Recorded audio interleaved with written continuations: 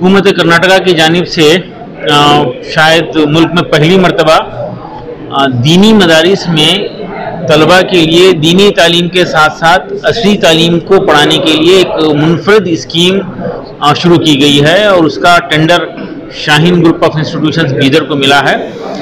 इसमें 100 मदारिस का सिलेक्शन करना है और वहाँ पर 13 साल से ज़ायद उम्र के बच्चों को दीनी तालीम के साथ असली तालीम दी जाएगी।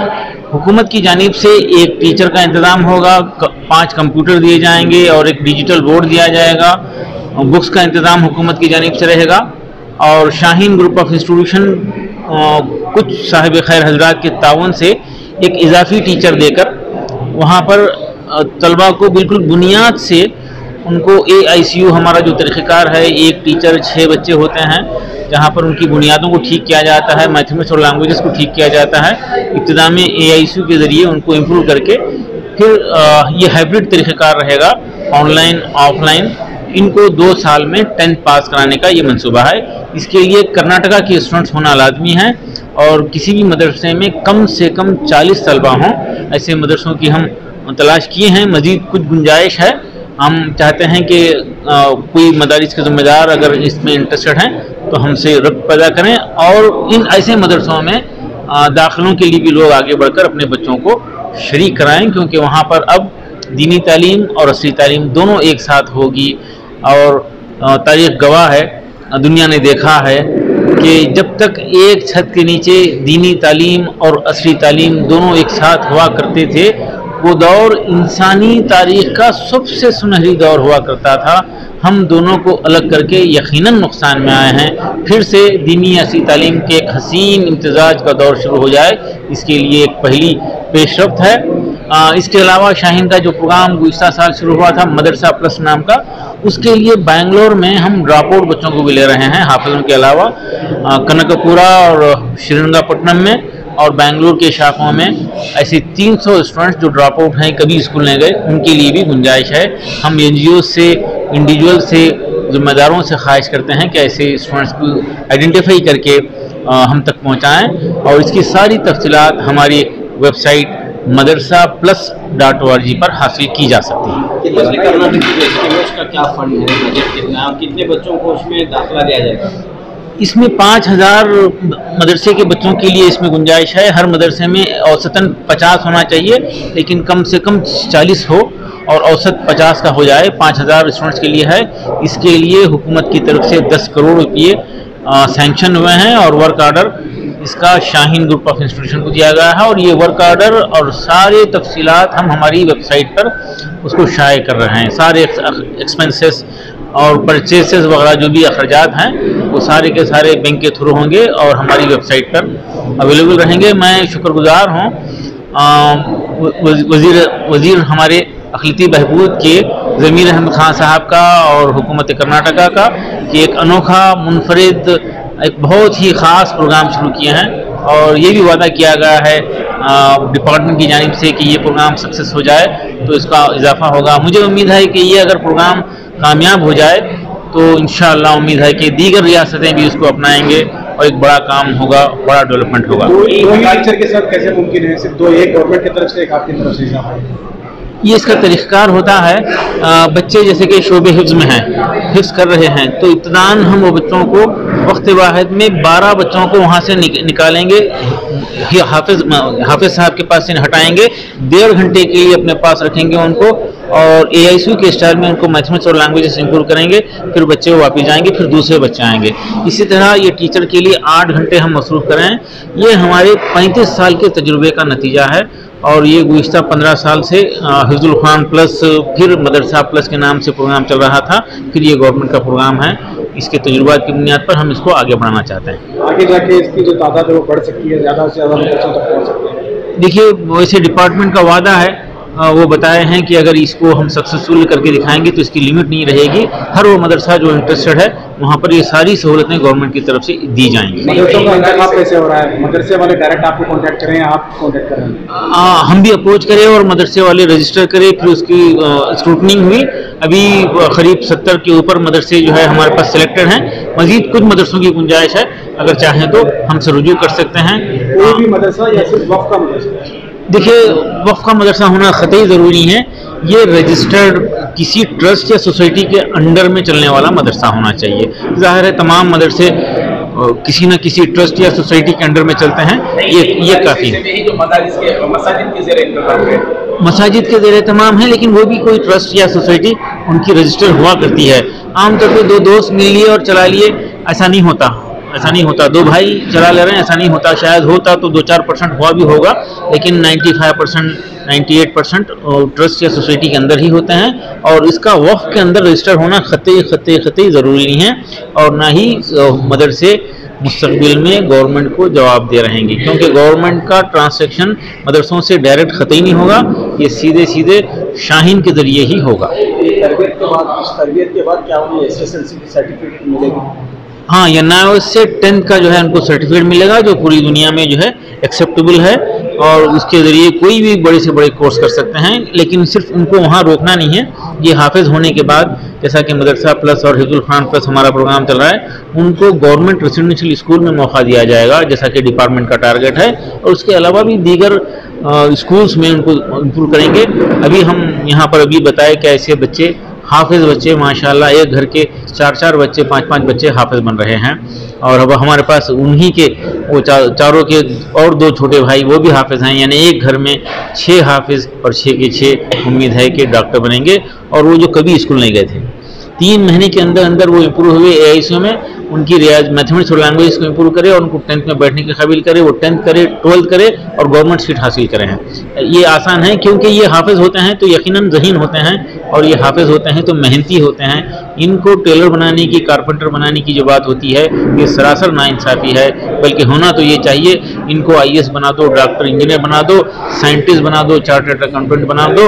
ये कुछ भी नहीं बन सके तो डायरेक्टर, मैनेजर, एडमिनिस्ट्रेटर किसी फर्म के, ऑफिस के, इंस्टीट्यूशन के बन जाएंगे, क्योंकि ये ज़हीन होते हैं और मेहनती होते हैं। फिर बराह रास्त सिर्फ शाहीन पर रहेगा या जिली सतहों पर भी कुछ जिम्मेदारियां सौंपी जाएगी मदारिस वाला? मदारिस जो है हम तकरीबन 4 कोऑर्डिनेटर तय कर रहे हैं रीजन वाइज, और ज़िले के ज़िम्मेदारों का ताउन हासिल करना चाहते हैं। अवामी ताउन लेकर इनकी निगरानी करें और इस तजुर्बे को कामयाब बनाने की हम कोशिश कर रहे हैं। और ये कर्नाटका भर के मदरसों के लिए है, और हर जगह कमेटियां बना रहे हैं, सपोर्ट कर रहे हैं। लोग खुश हैं, पेरेंट्स, मदरसे के मैनेजमेंट खुश है, और उम्मीद है कि ये मदरसे तरक्की करेंगे। और हम आवाम से भी रिक्वेस्ट कर रहे हैं कि ऐसे मदरसों को सहूलियात देने के लिए आगे बढ़ें और ऐसे मदरसों को ताउन करें। 100 मदरसे 5000 स्टूडेंट्स, 100 मदरसे होंगे और 5000 स्टूडेंट्स के लिए है, और 10 करोड़ रुपये गवर्नमेंट ऑफ कर्नाटका का बजट होगा। जो भी इजाफी लगेगा इंशाल्लाह हम कुछ, हाँ, ये 2 साल का प्रोजेक्ट का है, 2 साल के लिए 10 करोड़ रुपये। और हम वेबसाइट पे हमारे वर्क ऑर्डर डाल दिए हैं। मैं हमारे स्टाफ को कह दूंगा कि आप सबको जो है इसका डाल दें, ताकि हर चीज़ वाज़ेह हो। आज तक कोई गवर्नमेंट टेंडर का वर्क ऑर्डर बाहर नहीं निकलता, हम इसको आम कर दे रहे हैं ताकि शफाफियत रहे और कोई किसी किस्म का शक व शुबा ना रहे। अस्सलामु अलैकुम रहमतुल्लाहि व बरकातुहू। मैं मोहम्मद उबैदुल्लाह बेंगलोर में तकरीबन 25-26 साल से रह रहा हूँ। जब मेरा फर्जंद मोहम्मद अबू सुफियान हाफिज़ कुरान हुआ तो मुझे फ़िक्र हुई कि कौन से इदारे में दाखिला दिलाना है उसे। और उसी दौरान डॉक्टर अब्दुल कदीर साहब की जानिब से सालार पेपर के अंदर एक ऐड आया, इश्तिहार आया कि हम हाफिज़ बच्चों के लिए एक नया कोर्स शुरू कर रहे हैं हिफ्ज़ुल कुरान प्लस के नाम से, जिसमें हम हुफ़ाज़ किराम को 4 साल के अंदर 2nd PUC तक तालीम देंगे। जब ये इश्तिहार मैंने पढ़े तो डॉक्टर साहब को मैंने फ़ोन किया कि जो बच्चा बिल्कुल कभी स्कूल ना गया हो तो कैसे मुमकिन है कि 4 साल के अंदर सेकेंड PUC तक आप उनको तालीम दे देंगे? तो डॉक्टर साहब का कहना हुआ, मौलाना तालीम देने की जिम्मेदारी मेरी है, आप बच्चे को लेकर आइए, मैं उसको पढ़ा के खुशी महसूस करूंगा। चुनांचे रमज़ान से पहले ये बात हुई थी।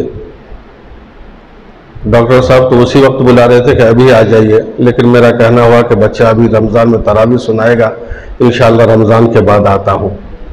तो मैं मेरे फर्जंद और उनके उस्ताद के एक भाई थे, उनके साथ बीदर पहुँचा और फिर वहाँ का पूरा निज़ाम देखा। निज़ाम देखने के बाद बड़ी खुशी महसूस हुई कि इस माहौल के अंदर रहकर मेरा बच्चा इंशाअल्लाह बिगड़ेगा नहीं। और फिर जब डॉक्टर साहब से मुलाकात हुई तो पूरी तफसील बताया कि हमने हफ़ाज़ कराम के लिए क्या प्रोग्राम तय किए हैं। उसके बाद और भी इत्मीनान हुआ। ये 4 साल का प्रोग्राम था, लेकिन अल्हम्दुलिल्लाह मेरा फर्जंद जो है ये प्रोग्राम 4 साल का जो था वो 3 साल ही में मुकम्मल कर लिया। 3 महीने तकरीबन उसकी बेसिक तालीम हुई और 3 महीने ही के अंदर इस काबिल हो गया कि वो 10th क्लास में वो जम सके, दाखिला ले सके। चुनांचे 3 महीने के बाद उनको 10th के अंदर दाखिला दिलाया गया और अल्हम्दुलिल्लाह पूरा साल 10वीं क्लास की तैयारी किया और जब एग्ज़ाम हुआ तो 87% से वो कामयाब हुआ। फिर फर्स्ट PUC भी किया, सेकेंड PUC के अंदर भी अल्हम्दुलिल्लाह 85% तकरीबन थे। उसके बाद फिर उस वक्त कैसेट का चल रहा था, वो कैसेट का एग्ज़ाम लिखा, उसमें भी 2000 उनका ये रैंक आया था और फिर रायचूर के अंदर उनको MBBS की फ्री सीट मिली। तो डॉक्टर साहब ने जो प्रोग्राम शुरू किया था, गालिबन सोचिए उस वक्त शायद मैं पहली मरतबा मैं खुद ही डॉक्टर साहब को फ़ोन किया था। जिस दिन एक इश्तिहार आया था सालार अखबार के अंदर, उसी दिन मैंने उसी वक्त फ़ोन किया। फ़ोन करने के बाद डॉक्टर साहब की तरफ से हौसला अफजाई हुई और हौसला अफजाई होने के बाद मैं जब वहाँ लेकर पहुँचा और वहाँ के माहौल को देखा, वहाँ की तालीम और तरबियत को देखा तो मुझे बड़ी खुशी हुई, बड़ा इत्मीनान हुआ था। और अल्हम्दुलिल्लाह बच्चे ने मेहनत की और डॉक्टर साहब की तरगीब बच्चों के बहुत काम आई। असातिज़ा तो मेहनती थे ही, बच्चे भी मेहनती थे और डॉक्टर साहब बहुत तरगीब बच्चों को दिया करते तो उससे हौसला मिला करता था। यहाँ तक कि जब फर्स्ट PUC में बच्चा पहुँचा उसी वक्त से उसको डॉक्टर पुकारना शुरू कर दिया। उस बच्चे को कुछ भी अंदाज़ा नहीं था उस वक्त कि मैं कौन सा कोर्स करूँगा नहीं करूँगा, लेकिन डॉक्टर साहब जब बार बार उनको डॉक्टर करके पुकारते तो उस बच्चे के अंदर शौक हुआ और फिर वैसी मेहनत किया अल्हम्दुलिल्लाह। तो उनकी मेहनत भी थी, असातिज़ा की भी लगन थी, डॉक्टर साहब की तवज्जो भी थी। अल्हम्दुलिल्लाह अल्लाह ताला ने उसे कामयाबी अता की। अभी उसका MBBS मुकम्मल हो चुका है। इसी तरह फिर उसके बाद मेरा दूसरा फर्जंद भी वहाँ पहुँचा, अल्हम्दुलिल्लाह उसका भी उसे भी सीट बल्लारी के अंदर मिली, उसका भी सेकेंड ईयर चल रहा है। अभी 4 बच्चे मेरे वहाँ पढ़ रहे हैं। अब 2 बच्चे इस साल भी नीट का एग्ज़ाम लिखेंगे, एक 10th में है और एक फर्स्ट PUC में है। अल्लाह की ज़ात से उम्मीद है कि अल्लाह ताला इन बच्चों को भी कामयाबी अता करेंगे। आपसे भी दुआ की दरख्वास्त है